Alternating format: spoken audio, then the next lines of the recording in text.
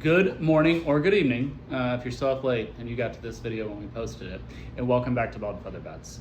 We're going to come at you guys with our picks for college football Saturday playoff round one.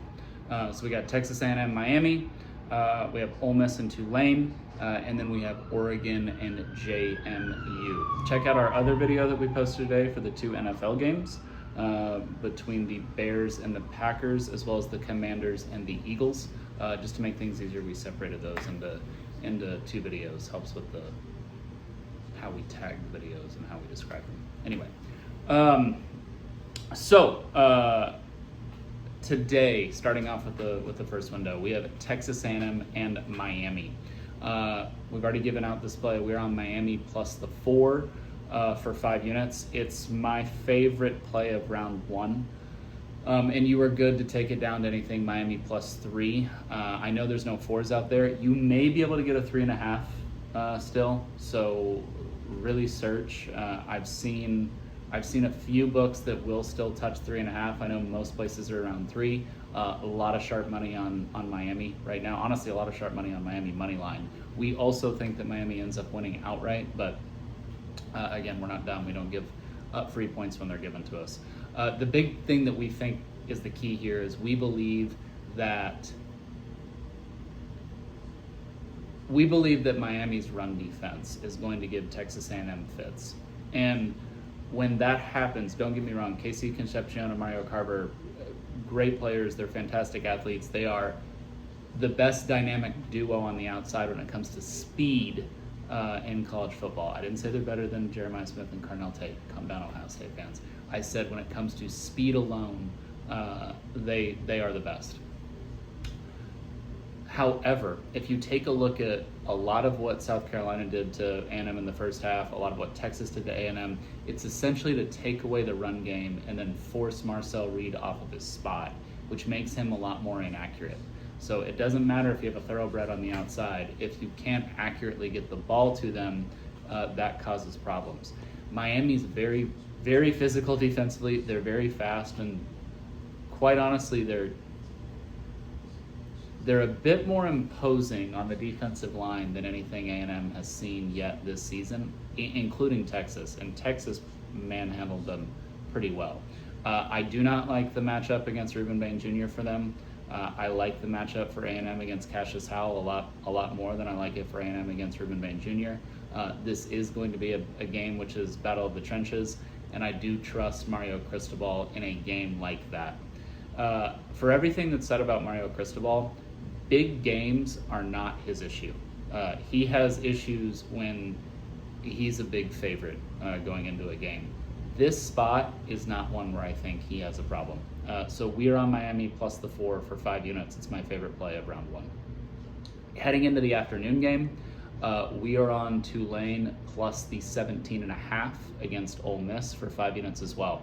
If you take a look at that first game, Tulane got stopped essentially on 4th and goal like 3 or 4 times, and that was the difference. Tulane didn't have an issue moving the ball against Ole Miss, and the way that they moved the ball was mainly through the ground, Ole Miss through the air.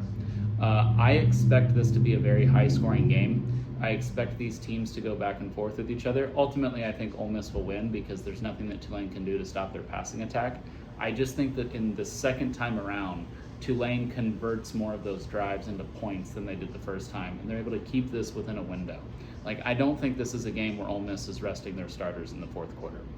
I think a lot is being made too much of the lane departure. I don't think that matters in this game. Again, Ole Miss was just essentially running go routes and throwing the ball up and scoring touchdowns on Tulane. They're going to be able to do the same thing in this one. We're just talking about a much larger spread than it was the first time. We were on Tulane in that first game. Obviously, we were wrong, but there's nothing that changes the analysis here. There's nothing that takes us off of Tulane when we're getting more points in essentially the exact same game that's being played. And again, we don't think it's that big of a deal, but Ole Miss missing their head coach. I am a little bit worried about the Tulane head coaching situation. All the stuff that's been made about Pat Summerall having 2 phones and not sleeping and all that stuff. Coaches don't sleep this time of year anyway, but they spend all of their time not sleeping on their team in that one game. He's splitting his time that's something that's not positive. Now, it does help that they've already game planned for Ole Miss, so they're recycling something that they've already done. That takes a little bit of the grunt work out of it, but that is a concern for us, and probably honestly why this one's not my favorite play of the weekend, and the Miami one is. But we're on Tulane plus 17.5 for 5 units. And coming down to the final game, James Madison and Oregon. It's my least favorite play of the year. It's one of my least favorite plays of all time. I hate it. You should fade it. I almost think it is guaranteed to lose. We are on Oregon minus 21. You can get 20.5 again. And there's a reason you can get 20.5 again, because there's no self-respecting sports bettor. There's no sharp money. There is no one who's worth a shit who's on Oregon. And I'm embarrassed that we are. Truly, I am embarrassed. But we're on Oregon minus 21 for 5 units. We already gave the pick out, and I'm not going to flip it at this point. I don't like flipping picks. It's disgusting. I'm better than that. You guys come here to win, and I apologize that is the pick. But it is. So Oregon minus 21 for 5 units. Maybe we get lucky, honestly. Maybe we get lucky and Oregon turns James Madison over a few times, and they do to James Madison what SMU did to, what Penn State did to SMU last year, and we get lucky. But it's a disgusting pick. It's not the correct pick. It's wrong. Whether it wins or not, it's the wrong side to be on. Okay, that's it. Appreciate you guys today. Well, if you're watching it Saturday, it's my wedding day. If you're watching it late Friday night, tomorrow is my wedding day. So wish me luck. We have a TV. We're going to be watching the games.